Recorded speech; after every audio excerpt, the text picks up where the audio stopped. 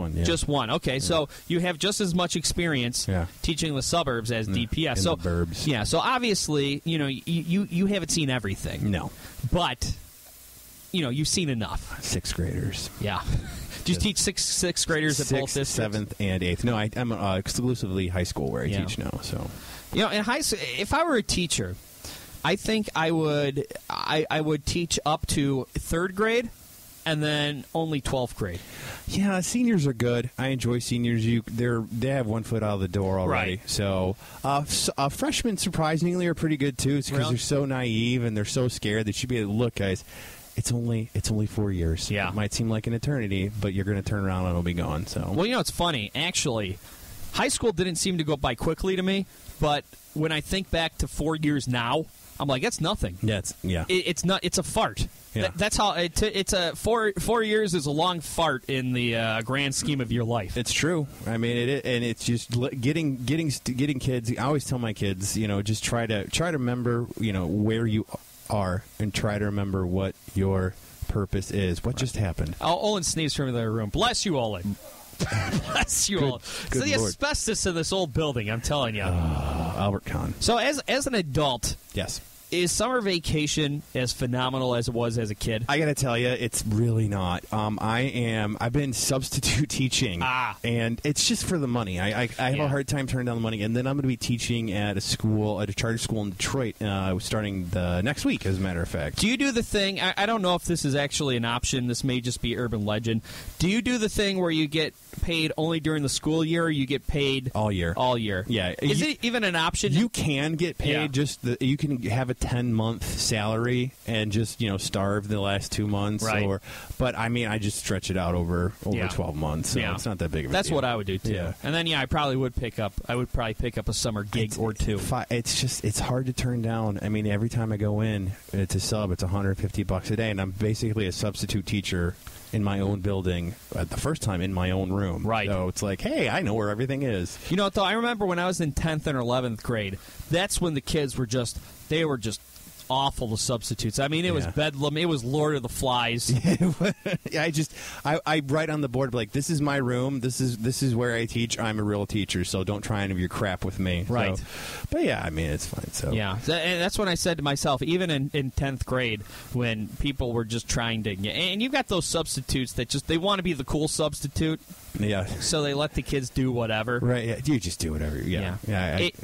And one thing I've learned, I was talking about my DJ friend. I've done one middle school gig from him and one high school gig for him. Oh, Lord. The one thing I've learned is that trying to make the kids think you're cool, giving them all the power. You have to lay down. You have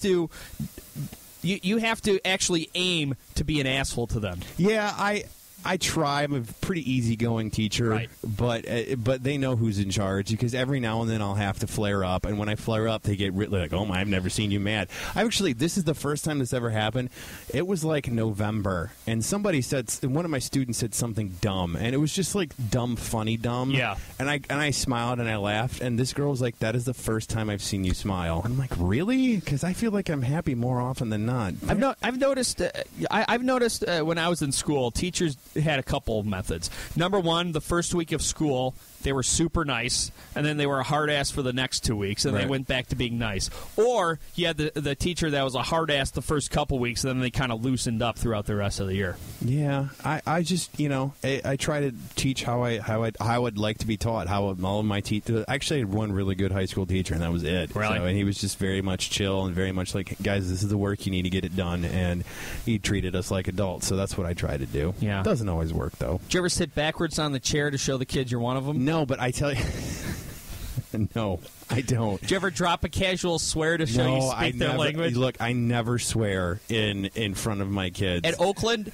every communication teacher, first day they drop a swear word to put us at ease or something. Right? Yeah. In high school, it's just so much different. I also teach in college. In college, you could pretty much say whatever you want. So, but yeah, I try not to swear. So I have to be really careful what I say and do on social media too. So yeah. Well, do you have some of your kids as friends? No, yeah. No. I use Twitter for school, and we use Twitter for other things. And we've got some friends who could be liability in Right, yeah. So that's why you just, you just talk about school, and if something interesting happens, like every now and then I'll post a picture of, me. This is what I'm doing right now. Right. Kids, you should relate to me because I have the Twitter. Yeah, right.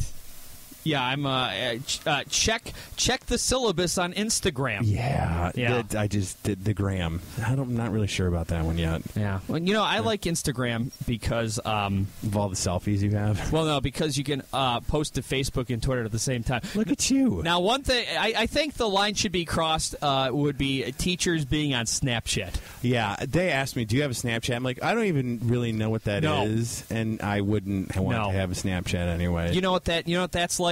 That's like inviting a student to your house unsupervised. Yeah. You're not going to do anything, but that doesn't mean that they're not going to make something up. Right. And they don't have proof. Yeah, that's, I get mad when students video me on their phone. It's like, all right, delete it. And they're like, why? And I'm like, because I don't, unless I'm doing something that I know I'm doing. Right. Like, there was a hot mic in front of the auditorium once, and it was like me and 200 kids, and everyone, they're sitting up there, and I just grab the mic and I, do a rap song from 1988. Right. And everyone has their phone out like this. That's fine. Yeah. Yeah, but when I'm saying, hey guys, let's talk about this, and or when I'm walking or doing something stupid, and no. Well, I mean, I just think back to like these sexting scandals that hit Romeo last school year. Good Lord. And how they were talking about putting 15-year-old kids in jail. Yeah. For now, all that would take one teacher on Snapchat is one of their students sending out sexting via Snapchat, and she does it to her whole list, and you as a teacher get it on your phone. Yeah, I would be required by law to report that. Right. So, and if I don't, that's actually a felony. Right. So. Right, and then you're in possession of it. So I would say if I were a teacher, I would have the no Facebook until you graduate rule. That's one of the rules. So and that's it. Because honestly, as a teacher, just build a mystique. I remember how cool it used to be when you were a kid and you saw like a teacher at like the grocery store. Like, oh God, holy crap, you're a real person. Yeah, I would. It's one of those things. I gotta have a lot of invites this year to graduation parties, and I just on the invitation it said please bring your swimsuit. I'm like, there's just no way on God's green earth that Mr. Smith is not going to be keg standing. Mr. Smith is not going to cannonball. Yeah, so. Yeah. What you do is you show up. You show up with a jacket with the patches on it. Yeah. You stay for an hour. You say something inspirational, then you leave. Right. Yeah.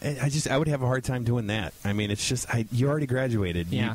I don't have to legally be nice to you anymore. Plus, I hate social gatherings where I don't know anybody. Right. Like, oh hey, I know your child because he or she was one of my students. Yeah. Right. Okay. I'm gonna show up, eat a hot dog, sit here, not talk to anyone for an hour, and then leave. They're like, oh, you're leaving already. Yes, I am. Yes. I do what Olin does, man, with those things. I just ghosting? Just ghost, man. You know what? I bet you if you took a poll of dudes, they would be more in favor of ghosting because there's nothing worse than long goodbyes than wanting to leave and you spend 20 minutes.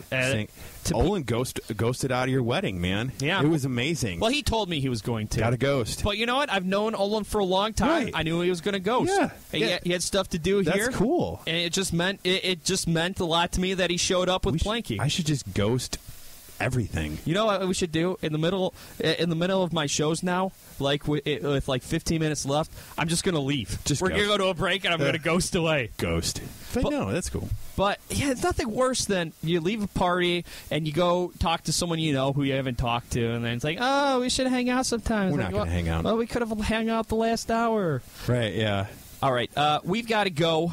Coming up next is 2 hours of Plankman's House of Blues. And cool. Pete, I'm going to play this whole Coheed and Cambria joint for you. Oh, thanks, man. Maybe you could use it to get through to your kids. Thanks for having me on the show, man. Thanks for coming on. It was fun. PeopleInMyPodcast.com. Olin and I are going to try to Periscope our show on Thursday, so nice. We'll see how that goes. PeopleInMyPodcast.com. Bye. 1, 2, 3, 4.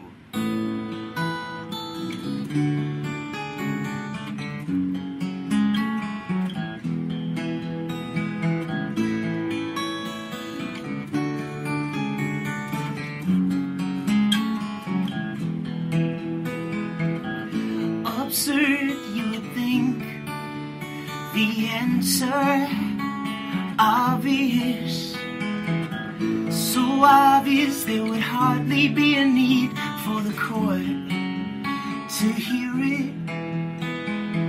The court's interpretation renders words inoperative, goes beyond giving words bizarre meanings. Words no longer have meaning. Understatement, thy name is an opinion on the Affordable Care Act.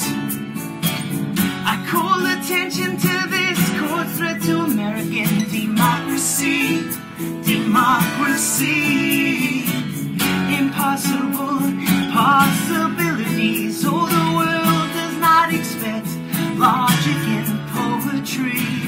Same-sex marriage, I descend.